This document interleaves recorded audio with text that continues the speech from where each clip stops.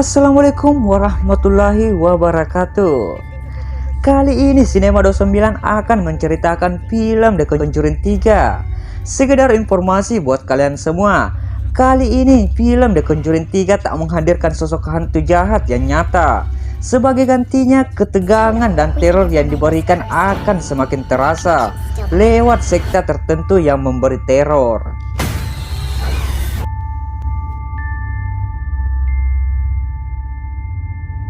A master Satanist is not an adversary to be taken lightly.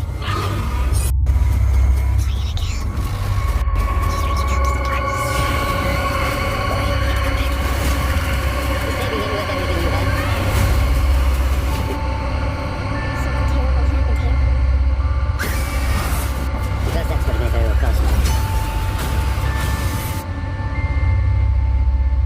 Right.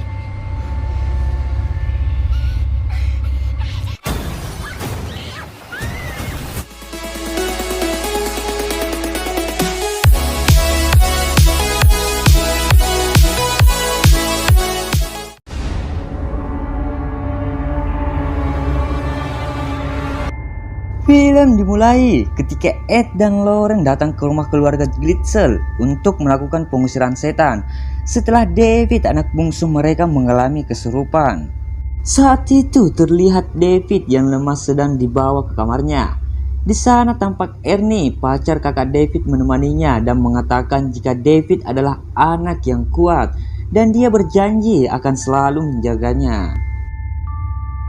Ernie lalu meninggalkan David sendirian di kamarnya, dan ketika itu juga iblis kembali datang menyerangnya. Ketika Pastor Gordon datang ke rumah itu, David sedang bersembunyi di toilet kamarnya. Dia kembali kerasukan dan histeris setelah melihat tangan dan darah yang mengucur dari sebuah kerang. Semua orang yang ada di rumah bergegas menuju ke kamar David. Akan tetapi seketika David muncul dan menusuk paha ayahnya dengan sebuah pisau. Ed lalu membawanya menuruni anak tangga. Di sini Pastor Gordon memulai doanya ketika David kejang-kejang dan semakin sulit dikendalikan. Di sini tiba-tiba saja piring pun berterbangan dan salah satunya melukai dahi Pastor Gordon. Saat itu juga Eddie menggantikan Pastor Gordon untuk membaca doa. Situasi semakin buruk ketika David menekuk tubuhnya, dan di sini iblis itu menampakkan wujudnya untuk pertama kali. Di sini David berusaha menghentikan denyut jantung Eddie. Merasa kasihan dengan kondisi yang mencekam, Ernie datang dan berbicara agar iblis tersebut merasuki dirinya saja dan berhenti mengganggu David.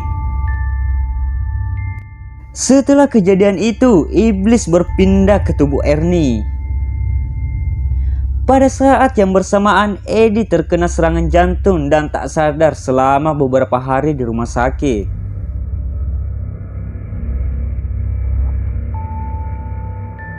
Beberapa hari kemudian, terlihat Ernie dan Debbie yang merupakan kakak David sedang melakukan pekerjaannya di sebuah tempat penitipan anjing. Saat itu Debbie menemui Bruno dan meminta izin agar bisa menggantikan pekerjaannya sebentar karena ia harus segera pulang. Mereka berdua lalu pergi ke pesta perayaan atas kesembuhan David dengan mengadakan barbeque di depan rumahnya. Ketika itu Debbie meminta Ernie untuk mengambil sepotong daging di kulkas. Sesampainya di dapur, Ernie melihat sereal jatuh ke lantai dengan bungkus yang bergerak sendiri. Saat ia akan mengeceknya, seekor tikus tiba-tiba keluar dari dalam sereal. Ernie melihat tikus itu berlari ke sebuah lubang di dinding. Ia lalu melihat bayangan aneh di dinding, dan ketika ia membalikkan badan, Ernie melihat sesosok hantu perempuan dan lenyap seketika. Di lain waktu, tampak Ernie sedang bekerja untuk menebang sebuah pohon. Ketika itu, ia merasa ada seseorang yang mengawasinya dari balik jendela. Ia pun dikejutkan dengan mesin gergaji yang tiba-tiba menyala dengan sendirinya. Ernie lalu datang ke tempat kerja Debbie dan saat itu tampak Bruno mengajaknya minum sebotol teh. Namun Ernie menolak karena ia sedang tidak enak badan.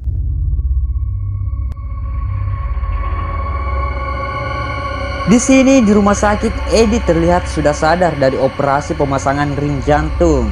Ketika ia terbangun, ia mengatakan kepada Lauren agar mengingatkan Debbie karena iblis itu sekarang berpindah ke tubuh Ernie. Lauren yang khawatir lalu mencoba menelpon tempat Debbie bekerja, tapi tak ada yang mengangkat teleponnya. Ternyata saat itu Bruno sedang menyalakan musik dengan cukup keras. Di sini Ernie juga terlihat teler karena mengiyakan ajakan Bruno untuk minum. Lauren pun menelpon polisi dan meminta mereka untuk datang ke tempat penitipan anjing karena dipastikan ada hal buruk yang akan terjadi. Ernie terlihat mabuk dan mencuci wajahnya di kamar mandi. Tapi kali ini ia bukanlah sedang teler, tapi iblis yang mulai menguasai dirinya. Ernie mendengar Debbie berteriak dan ketika datang ia melihat Bruno telah berubah menjadi makhluk yang menyeramkan. Di sini Ernie sempat menghindar dari makhluk itu dan tiba-tiba ia melihat pisau lipat yang terjatuh di lantai. Ernie yang kerasukan lalu menusuk makhluk itu dan tak lama kemudian makhluk itu berubah menjadi Bruno yang sudah tewas bersimpah darah. Beberapa lama kemudian, polisi pun datang ketika Ernie berjalan seorang diri di tepi jalan yang baju dan tangan yang berlumuran darah. Setelah polisi mengecek, Bruno tewas dengan 22 tusukan dan itu adalah kasus pembunuhan pertama di kota tersebut. Di kantor polisi, Eddie dan Lauren terlihat membela Ernie dan mengatakan jika pemuda ini kerasukan roh iblis. Ernie pun mengakui jika itu semua adalah salahnya karena ia yang meminta iblis itu berpindah dari tubuh David ke tubuhnya. Di sini mereka juga berbicara dengan pengacara Ernie dan wanita itu tidak menjamin kebebasan Ernie dengan alasan kesurupan. Tetapi Eddie dan istrinya berhasil meyakinkan pengacara dan berjanji akan membantu Ernie. Sidang dilakukan pada Februari 81. Pengacara Ernie membelanya sesuai dengan dalih dan membuat orang-orang tercengang. Di sini setelah sidang selesai, pengacara mengatakan jika Ernie akan menerima hukuman mati jika Eddie dan Lauren tak bisa membuktikan adanya kerasukan yang dialami Ernie. Di sini Eddie dan Lauren bergegas mencari bukti-bukti baru. Mereka kemudian mendengar rekaman pengakuan keluarga Glitzel saat David kerasukan. Di sini David mengatakan jika kejadian itu bermula saat mereka pindah di sebuah rumah baru. Saat David memasuki kamarnya, di sana sudah terdapat sebuah kasur air dan David pun berbaring di atasnya. Teror dimulai ketika munculnya tangan iblis yang keluar dari dalam kasur dan berusaha menarik tangan David. Seketika orang tuanya pun datang untuk menenangkan David yang begitu ketakutan dengan hal yang baru dialaminya. Di sini Eddie dan Lauren lalu mengecek kamar David dan melihat bekas tempat di mana kasur berada sebelumnya. Eddie di sini berasumsi jika lantai yang rusak itu bukan karena air, tapi adanya sesuatu di bawah lantai tersebut. Di sini mereka bertiga lalu pergi ke daerah samping rumah dan Lauren mencoba menyelusuri rumah keluarga David dari bawah lantai. Di sana ia menemukan sebuah benda aneh yang berbentuk sebagai tulang yang disebutnya totem. Ia lalu memfoto dan menunjukkan kepada Eddie. Lauren mengatakan benda itu biasanya dipakai untuk ritual para pengikut iblis. Mengetahui hal itu, di sini Pastor Gordon lalu meminta mereka mendatangi mantan pastor bernama Kessler yang cukup tahu tentang hal ini. Mereka berdua lalu bergegas mendatangi rumah Kessler. Mantan pastor itu lalu menunjukkan benda-benda di sebuah ruangan, termasuk benda yang mirip dengan totem tersebut. Benda itu biasa digunakan untuk melakukan ritual pemanggilan iblis karena seseorang ingin membuat kesepakatan.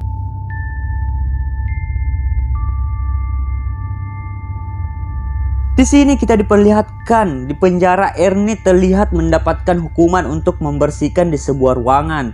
Saat itu iblis kembali datang dan Ernie dibekap oleh hantu perempuan yang selama ini mengawasinya. Di rumahnya Eddie menerima telepon dari Drew dan mengatakan jika ada seseorang detektif yang ingin menemuinya karena memiliki kasus yang sama. Mereka lalu bertemu dengan detektif Clay. Detektif lalu mengatakan ada 2 remaja perempuan yang hilang 4 bulan yang lalu dan salah satunya bernama Katie yang tewas dengan 22 tusukan juga. Detektif itu lalu meminta Lauren menebak pisau mana yang digunakan untuk menusuk Katie, dan di sini Lauren dengan cepat memilih salah satu pisau dengan tepat. Setelah itu detektif lain menjadi yakin terhadap 2 paranormal ini. Eddie dan Lauren berjanji akan membantu polisi menemukan Jessica, pelaku pembunuhan Katie yang sampai saat ini belum ditemukan. Detektif itu pun menyetujuinya dengan akan memberikan berkas tentang pembunuhan Katie yang dibutuhkan Eddie. Di sini mereka lalu mendatangi lokasi jenazah Katie ditemukan. Sesampainya di sana, Lauren lalu menunjukkan kemampuannya untuk masuk ke alam lain dan melihat kejadian saat Katie mati. Jessica sempat memberikan gelang untuk Katie sebelum kerasukan dan akhirnya menikam temannya sendiri. Lauren terus mengejar Jessica berlari tanpa arah dan ketika tersadar ia sudah berada di ujung tebing dengan danau di bawahnya. Saat itu ada tangan iblis yang menarik kakinya. Beruntungnya Eddie segera menolong Lauren meski rasa sakit di jantungnya. Lauren lalu mengatakan jika Jessica ada di dasar danau. Dan benar saja, tak lama kemudian polisi menemukan jasad Jessica. Ketika pulang ke rumah, Debbie menelpon dengan panik jika Ernie terus-terusan diikuti iblis. Saat itu Eddie memintanya untuk menghubungi postur penjaga untuk meminta bantuan. Namun telepon tiba-tiba terputus karena sebuah suara aneh. Di penjara Ernie terlihat pucat membuat lingkaran kecil dengan air suci pemberian postur. Ia lalu berdoa di tengah lingkaran itu. Eddie dan Lauren memutuskan pergi ke kamar mayat untuk mencari jasad Jessica. Hal itu dilakukannya untuk mencari siapa dalang dari semua ini. Saat Lauren memegang tangan jasad Jessica, ia berhasil masuk ke alam lain dan melihat adanya altar dengan 12 lilin hitam yang melingkar. Ia sempat menjadi bagian dari tubuh penyihir yang ternyata adalah seorang wanita. Sayangnya Lauren tak mengetahui di mana lokasi ritual itu. Di sini Lauren juga melihat penyihir itu terus membaca mantra untuk Ernie, sehingga ia melukai tangannya sendiri di dalam penjara. Tak lama kemudian listrik pun padam dan Eddie melihat Lauren tak bisa kembali ke alam sadarnya. Ketika listrik menyala, Lauren masih tak bisa melepas tangannya dari tangan jasad Jessica. Di saat bersamaan, Eddie melihat salah satu mayat di ruangan itu bangkit dan di sini Eddie berhasil menghindarinya. Mereka lalu ke rumah Debbie. Dan dari buku Kessner mereka menemukan jika tumbal penyihir ini biasanya dibunuh atau mengakhiri hidupnya sendiri. Cara menghancurkannya adalah dengan merusak altar tempat ritual itu. Masalahnya Lauren tak tahu di mana letak altar penyihir itu. Yang diingatnya jika tempat itu terasa dingin dan ada air menetes serta terdengar suara kereta api. Di sini Eddie menebak jika lokasinya pasti tidak jauh dari rumah David atau Jessica. Eddie kemudian pingsan dan ketika Eddie tersadar ia sudah berada di rumahnya dan melihat kondisi rumah dalam keadaan berantakan, termasuk jimat Lauren yang terjatuh di lantai. Rupanya penyihir itu ada di rumahnya. Dia lalu melihat makhluk yang di kamar mayat itu datang kembali dan berusaha menyerangnya. Eddie seketika akan menusuk makhluk itu dengan pisau, dan saat ia tersadar ia nyaris saja membunuh Lauren.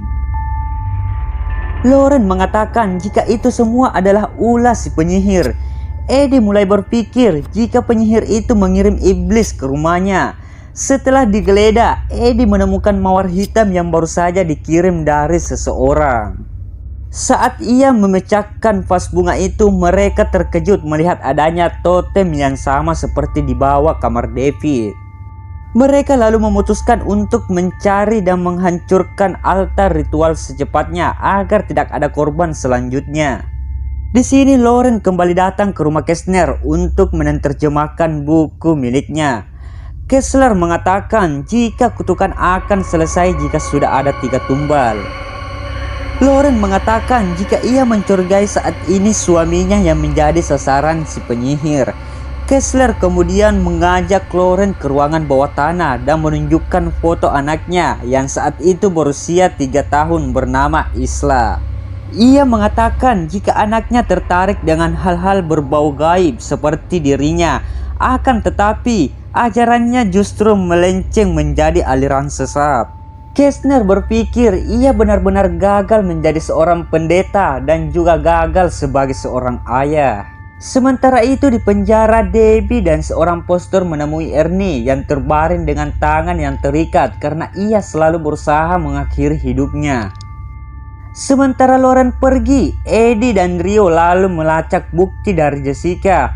Mereka lalu mengecek hasil wawancara Jessica dengan orang tuanya. Saat itu Jessica mengaku menemukan benda itu dari sebuah kotak di kampusnya dan membawanya pulang.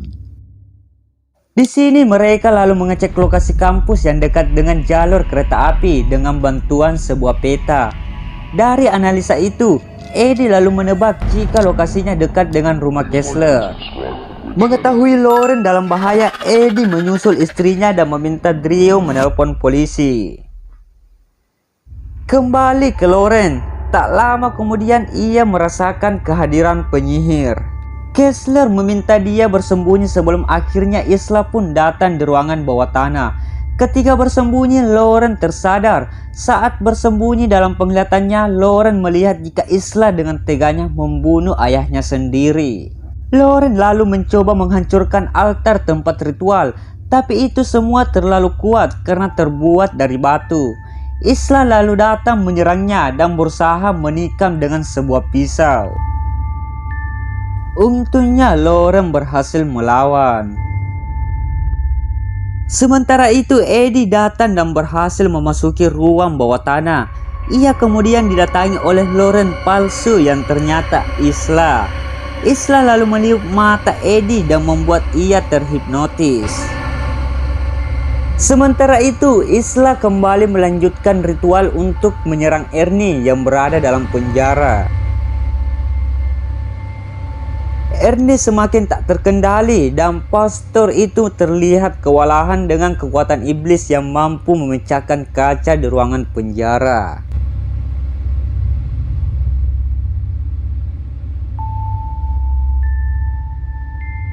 Di sini Eddie yang terperdaya sihir justru menyerang Lauren. Dan di saat bersamaan Ernie semakin tak terkendali dan hampir melukai dirinya sendiri. Lauren lalu berusaha menyadarkan Eddie dengan melihat kembali masa lalu mereka. Di sini Eddie kemudian tersadar dan akhirnya menghancurkan altar tempat ritual dengan palu di tangannya. Di tempat berbeda, Ernie pun tersadar dalam pelukan Debbie. Tak lama kemudian, Isla yang sudah tak punya kekuatan datang dan Eddie mengatakan jika kutukan Ernie sudah dipatahkan. Isla yang sudah menjanjikan iblis dengan sebuah nyawa akhirnya harus menukarnya dengan nyawanya sendiri agar iblis itu bisa kembali ke neraka. Di sini kejadian mistis itu pun terselesaikan sebelum akhirnya polisi datang ke rumah Kessler. Beberapa hari kemudian, Eddie terlihat mengambil salah satu benda milik Isla dan menjadikannya koleksi di rumahnya. Setelah mengumpulkan banyak bukti, sidang Ernie kembali dilanjutkan. Ernie akhirnya mendapatkan vonis hukuman 5 tahun penjara. Dia menikah dengan Debbie ketika Ernie masih dalam masa tahanan. Mereka hidup bersama hingga saat ini dan film pun selesai.